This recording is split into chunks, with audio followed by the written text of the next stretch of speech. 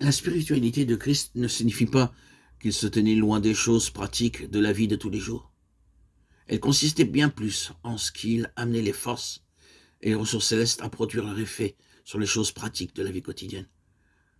Vous pouvez laver des portes ou le linge ou le sol, ou faire n'importe lequel de ces travaux ménagers ordinaires d'une façon spirituelle. Les gens s'imaginent que l'œuvre spirituelle et le travail ordinaire, faire le ménage, par exemple, sont deux choses différentes. Ils parlent de l'œuvre spirituelle et de l'autre, le travail.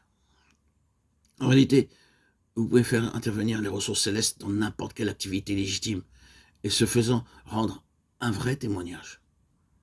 La plupart des gens n'ont jamais l'occasion de puiser dans les ressources célestes pour exercer un ministère de prédication.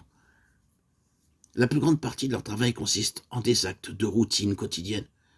Bien souvent, ils se sentent parfaitement inaptes à ces travaux, et ils sont tentés de penser que s'ils avaient quelque ministère spirituel à accomplir, s'ils avaient à tenir une réunion ou à parler à quelque âme de questions spirituelles, alors ils pourraient faire appel au Seigneur pour de l'aide, et celui-ci les assisterait efficacement. Par contre, pour des tâches triviales, routinières et ordinaires, une telle pensée est bien trop souvent totalement absente de l'esprit. Exactement les mêmes ressources doivent être utilisées pour le travail ordinaire autant que pour l'œuvre dite spirituelle. Tout doit se faire sur une base spirituelle et par un servir de témoignage. Pour venir à bout du labeur ordinaire d'une journée, il faut bien souvent plus que les simples ressources humaines. La spiritualité consiste à faire tout comme dérivé du ciel. Soyons prudents en traçant une ligne de démarcation, de peur de dissocier le spirituel du reste. Si nous comprenons que les choses vécues durant notre passage ici-bas n'ont rien d'accidentel ou de général, mais au contraire sont très spécifiques et déterminées, que nous sommes dans le droit fil d'un dessein éternel, et que nous sommes appelés selon son dessein, alors cela représente pour nous une source considérable de force. Où que nous soyons, pourvu que nous y soyons, après avoir soumis nos vies totalement au Seigneur, et nous être assurés de nous trouver absolument dans sa volonté. Nous n'avons pas à compter les jours et à attendre que le temps passe, mais à nous souvenir que nous sommes à cet endroit en rapport avec un dessein. Bon nombre d'enfants de Dieu sont là à attendre, à compter les jours. Ils s'imaginent être dans une sorte de hiatus, dans un lieu où la véritable œuvre de Dieu n'a pas d'impact sur leur vie. C'est faux. Tournons le dos à de telles pensées.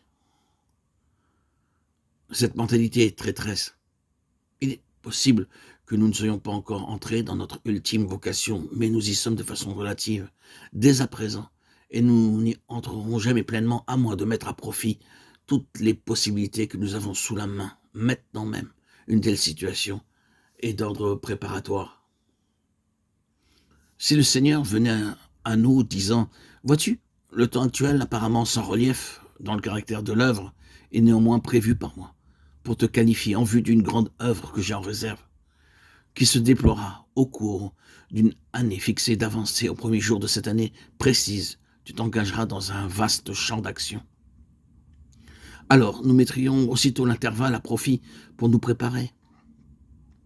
Mais Dieu ne fait pas cela, et cependant, il se pourrait bien qu'à un moment précis inscrit dans le plan de Dieu pour notre vie, il y ait un départ vers une tâche très importante.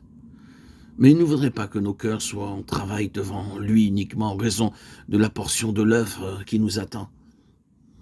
Il désire que nous soyons travaillés intérieurement au sujet de notre union de cœur avec sa personne.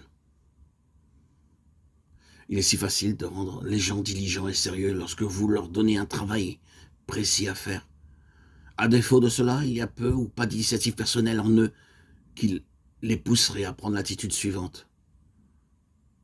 Il est fort possible que Dieu ait quelque chose en vue, je n'en sais rien, mais je m'en vais mettre à profit ce temps actuel pour lui, de sorte que je serai prêt s'il devait m'appeler.